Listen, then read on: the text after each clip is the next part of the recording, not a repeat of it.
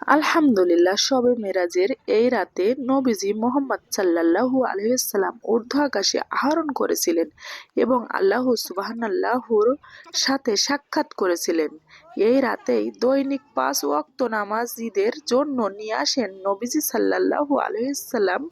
মুহাম্মদ সাল্লাল্লাহু আলাইহি ওয়াসাল্লামের নবুয়াতের দশম বছরে 620 খ্রিস্টাব্দে রজব মাসের 26 তারিখে মসজিদুল আকসায় সাহেব নবীজি সাল্লাল্লাহু আলাইহি ওয়াসাল্লাম গমন করেন এবং সেখানে তিনি নবীদের জামায়াতের ইমামতি করেন।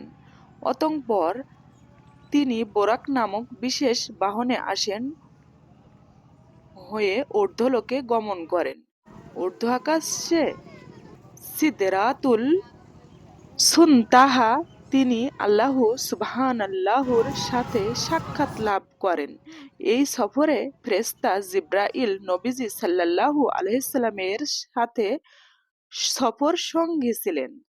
তো আসেন আমরা সবাই এই শবে মেরাজ উপলক্ষে নামাজ ও রোজা রাখি। আপনি সুস্থ আছেন? তাহলে মাঝে মাঝে নবীর অনুসরণ করে নফল রোজা রাখুন ও নফল নামাজ পড়ুন। ইবাদত নিজের নেকির পাল্লা ভারী করে দেয়। আমাদের জীবনে কিন্তু অনেক নামাজ কাজা হয়ে যেতে পারে, গেছে, তো আল্লাহ মাফ করে নিও, আমাদের এই গুনার খাতা হতে মাফ করে দিও, আমিন।